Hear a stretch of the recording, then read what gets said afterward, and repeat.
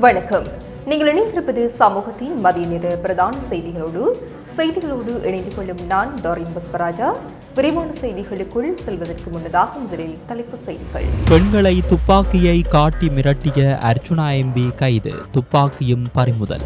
தடம் புரண்ட சாகரிகா ரயில் இன்று முதல் சேவையில், ஊழியர்கள் பணியிடை நீக்கம். அதிக விலைக்கு அரிசி மற்றும் குடிநீரை விற்ற பல வர்த்தக நிலையங்களுக்கு அபராதம். தேசிய மக்கள் சக்தி உறுப்பினரின் வெறியாட்டம், தம்பதியினர் மீது கொடூர தாக்குதல். பயணச்சீட்டுகளை பரிசோதிக்க போலீசாருக்கு எவ்வித அதிகாரமும் இல்லை, தனியார் பேருந்து உரிமையாளர்கள் எச்சரிக்கை.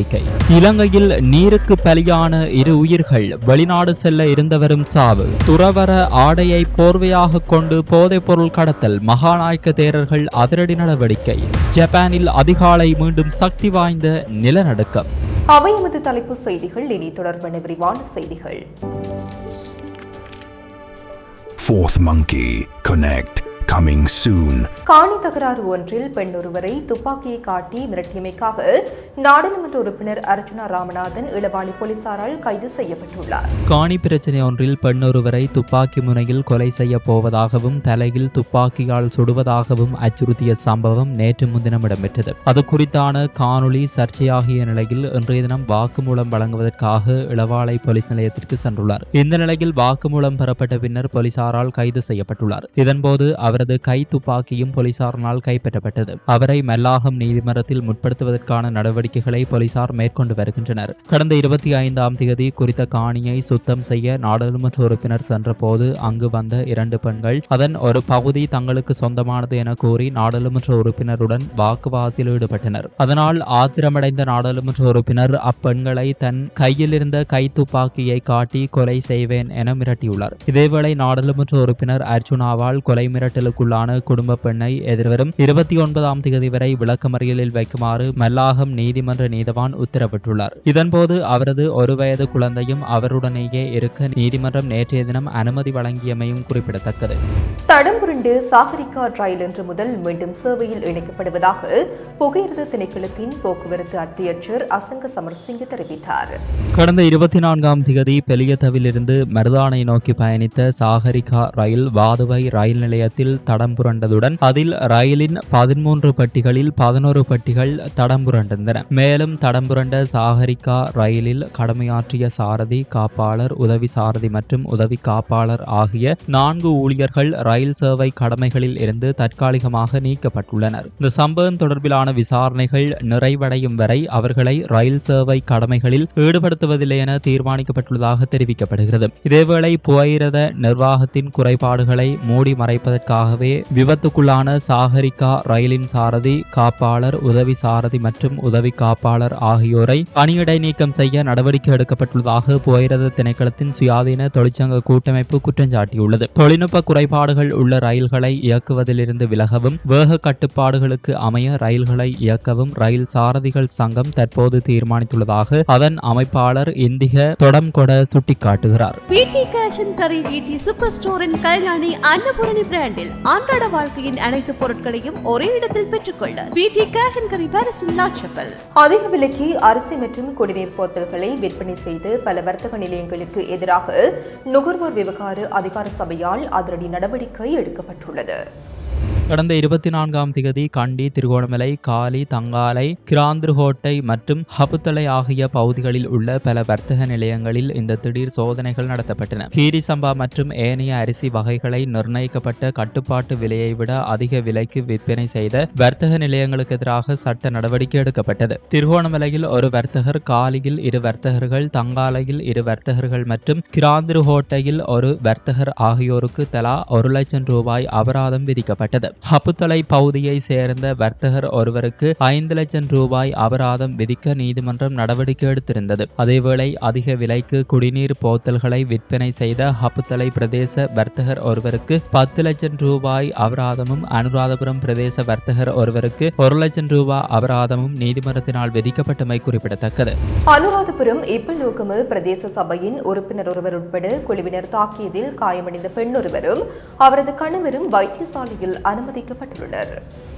அலுத் புலியங்குளம் விஜிதபுர பகுதியை சேர்ந்த தம்பதியினரை இவ்வாறு தாக்குதலுக்குள்ளாகி காயமடைந்துள்ளனர். குழு ஒன்று தம்மை தாக்கி காயப்படுத்தியதாக கூறி கெக்கிராவ மாவட்ட வைத்தியசாலையில் அனுமதிக்கப்பட்ட குறித்த தம்பதியினர் மேலதிக சிகிச்சைக்காக தம்புள்ளை மாவட்ட பொது வைத்தியசாலைக்கு மாற்றப்பட்டுள்ளனர். பெண்ணின் காது பகுதியில் இரத்த கசிவு ஏற்பட்டுள்ளதாகவும் அவரது கணவரின் கையில் எலும்பு முறிவு ஏற்பட்டுள்ளதோடு தலை மற்றும் கால்கள் உள்ளிட்ட பல இடங்களில் காயங்கள் ஏற்பட்டுள்ளதாகவும் அவர்கள் குறிப்பிட்டுள்ளனர். இப்பலோகம ஹிரிபிட்டியாகம விளையாட்டு மைதானத்தில் நேற்று முன்தினம் நடைபெற்ற இப்பலோகம பிரதேச சபையின் புத்தாண்டு விழாவின் போதே இந்த தாக்குதல் இடம்பெற்றதாக பாதிக்கப்பட்டவர்கள் தெரிவித்துள்ளனர். இந்த நிலையில் இப்பலோகம பிரதேச சபையின் தேசிய மக்கள் சக்தியை பிரதிநிதித்துவப்படுத்தும் பிரதேச சபை உறுப்பினர் மற்றும் அவரது மனைவிக்கு எதிராக முறைப்பாடு கிடைத்துள்ளதாக இப்பலோகம போலீஸ் நிலைய பொறுப்பதிகாரி தெரிவித்தார். தனிப்பட்ட தகராறு காரணமாகவே இந்த தாக்குதல் நடத்தப்பட்டிருக்கலாம் என சந்தேகிக்கப்படுவதுடன் சம்பவம் தொடர்பான மேலதிக விசாரணைகளை இப்பலோகம போலீசார் முன்னெடுத்து வருகின்றனர். பேருந்துக்குள் பயணிகளின் பயண சீட்டுகளை பரிசோதிக்க போலீசாருக்கு எவ்வித சட்டபூர்வமான அதிகாரமும் இல்லை என அகில இலங்கை தனியார் பேருந்து உரிமையாளர்கள் சங்கத்தின் தலைவர் கெம்பு விஜயரத்ன தெரிவித்துள்ளார்.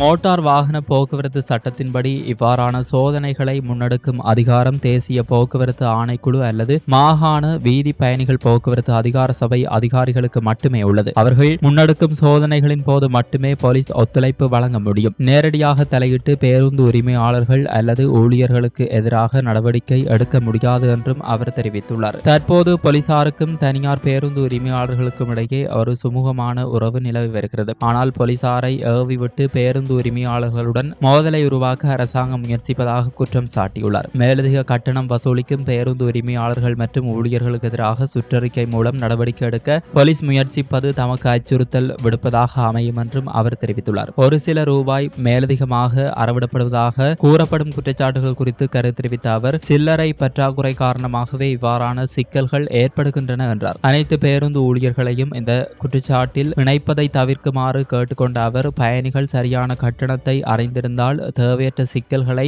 தவிர்ப்பதற்கு சில்லறை பணத்தை எடுத்து வருவது சிறந்தது என அறிவுறுத்தியுள்ளார். அதே நேரம் கொழும்பிலிருந்து யாழ்ப்பாணம் அல்லது அம்பாறை போன்ற தூர இடங்களுக்கு செல்லும் சொகுசு பேருந்துகளில் பயணி ஒருவர் இடையில் இறங்கினாலும் அந்த பேருந்தின் இறுதித்தளம் வரையிலான முழுமையான கட்டணத்தை செலுத்த வேண்டும் என்பது தேசிய போக்குவரத்து ஆணைக்குழுவின் விதியாகும் என்று தெளிவுபடுத்தியுள்ளார்.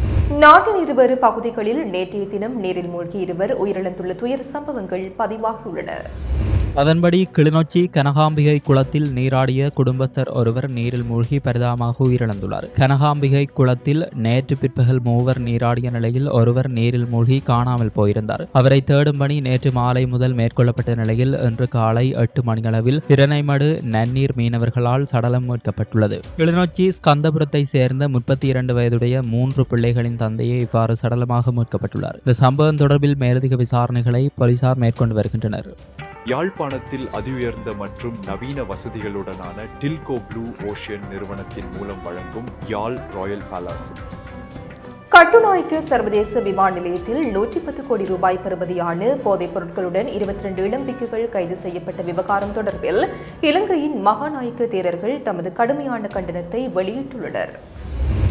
இதுகுறித்து மகாநாயக்க தேரர்கள் கூட்டாக வெளியிட்டுள்ள அறிக்கையில் குறிப்பிடப்பட்டுள்ளதாவது, துறவறு ஆடையை தரித்துக் கொண்டு சட்டவிரோதமான போதைப்பொருள் கடத்தலில் ஈடுபடுவது என்பது புத்த சாசனத்துக்கு எதிரானது மாத்திரமின்றி பாரிய சட்டவிரோத செயலுமாகும். புனிதமான காவியுடையை தவறாக பயன்படுத்தும் இவ்வாறான நபர்களின் செயல்பாடுகள் வன்மையாக கண்டிக்கத்தக்கவை. பிக்குகள் என்ற போர்வையில் இவ்வாறான சட்டவிரோத செயல்களில் ஈடுபடும் நபர்கள் குறித்து முறையான விசாரணைகள் முன்னெடுக்கப்படும். விசாரணைகளின் அடிப்படையில் இக்குற்றச்சாட்டுகளுடன் தொடர்புடையவர்கள் பௌத்த மத பீடங்களில் இருந்து நீக்கப்படுவதற்கான நடவடிக்கைகள் எடுக்கப்படும் என்று மகாநாயக்க தேரர்கள் உறுதிபட தெரிவித்துள்ளனர். இளம்பிக்குகளை இவ்வாறான சட்டவிரோத செயல்களில் ஈடுபடுத்த தூண்டுபவர்கள் மற்றும் இக்கடத்தல்களுக்கு பின்னால் இருந்து செயல்படும் சூத்திரதாரிகள் குறித்து பாதுகாப்பு தரப்பினர் பாரபட்சமற்ற விசாரணைகளை முன்னெடுக்க வேண்டும். இதில் தொடர்புடைய அனைத்து தரப்பினருக்கும் எதிராக கடுமையான சட்ட நடவடிக்கை எடுக்கப்பட வேண்டும் என்றும் மகாநாயக்க தேரர்கள் வலியுறுத்தியுள்ளனர்.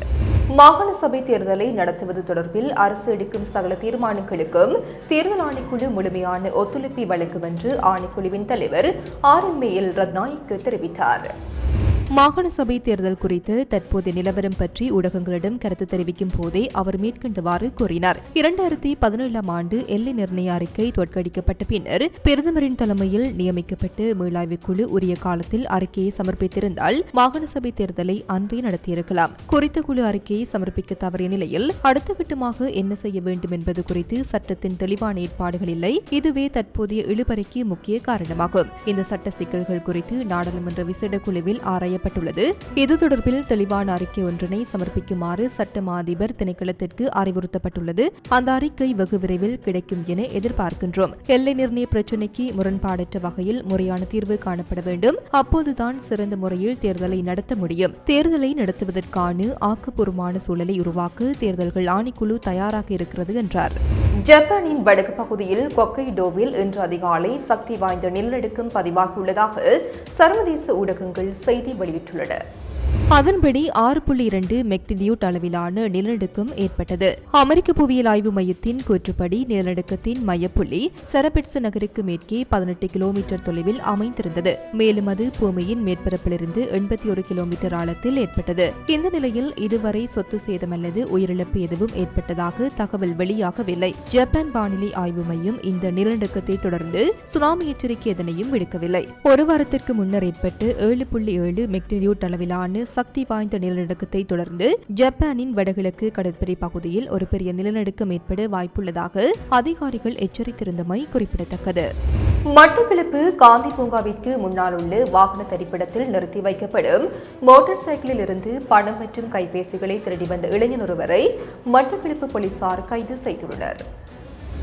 கடந்த 24ஆம் தேதி காந்தி பூங்கா பகுதி வாகன தரிப்பிடத்தில் இளைஞர் ஒருவர் சந்தேகத்திற்கு இடமான முறையில் நடமாடுவதை அவதானித்த போலீஸ் புலனாய்வு பிரிவினர் அவரை பிடித்து விசாரணைக்கு உட்படுத்தினர். இதன்போது நீதிமன்றங்களுக்கு செல்பவர்களின் மோட்டார் சைக்கிள்களை குறிவைத்து அவர் திருட்டில் ஈடுபட்டு வந்தது அம்பலமானது. இவர் போலீஸ் ஆவிகளை பயன்படுத்தி மோட்டார் சைக்கிள் இருக்கைகளை திறந்து அதில் உள்ள பணம் மற்றும் கைபேசிகளை திருடியதை ஒப்புக்கொண்டுள்ளார். கைது செய்யப்பட்ட சந்தேக நபர் வவுனதீவு பகுதியைச் சேர்ந்தவர் என அடையாளம் காணப்பட்டுள்ளார். அதனைத் தொடர்ந்து வவுனதீவில் உள்ள அவரது வீட்டில் தேடுதல் நடத்திய போலீசார் வீட்டுக்குறையில் மறைத்து வைக்கப்பட்டிருந்த கைபேசி ஒன்றையும் 9,000 ரூபாய் பணத்தையும் மீட்டனர். கைது செய்யப்பட்ட சந்தேக நபரை நேற்று முன்தினம் மட்டக்களப்பு நீதவான் நீதிமன்றில் ஆஜர்படுத்திய போது அவரை எதிர்வரும் மே மாதம் 8ஆம் தேதி வரை 14 நாட்கள் விளக்குமறியலில் வைக்குமாறு நீதவான் உத்தரவிட்டார். இதேவேளை மட்டக்களப்பு நகரின் பல்வேறு பகுதிகளில் நிறுத்தி வைக்கப்பட்டிருந்த மோட்டார் சைக்கிளிலிருந்து 24 கிராம் தங்க ஆபரணங்கள் மற்றும் 3 கைபேசிகள் திருடப்பட்டுள்ளதாக போலீஸ் நிலையத்தில் முறைப்பாடுகள் பதிவாகியுள்ளன. இது தொடர்பாக மேலதிக விசாரணைகளை போலீசார் முன்னெடுத்து வருகின்றனர். இத்துடன் சமூகத்தின் மதிய நேர பிரதான செய்திகள் நிறைவு பெறுகின்றன. தொடர்ந்தும் சமூகத்தோடு இணைந்திருங்கள். எமது RIP பேச்சுக்கு கிடைத்த மரண அறிவித்தல்கள். யாழ் நைனாதீவு 5ஆம் வட்டாரத்தை பிறப்பிடமாகவும் வதிவிடமாகவும் கொண்டிருந்த திரு கணபதி பிள்ளை பாலசிங்கம் அவர்கள் 26/4/2026 ஞாயிற்றுக்கிழமை அன்று காலமானார். மட்டக்களப்பு கழுதாவளை மத்தியை பிறப்பிடமாகவும் வதிவிடமாகவும் கொண்டிருந்த திரு வேலாட்சி சின்னத்தம்பி அவர்கள் 26/4/2026 ஞாயிற்றுக்கிழமை அன்று இறைப்பதம் அடைந்தார்.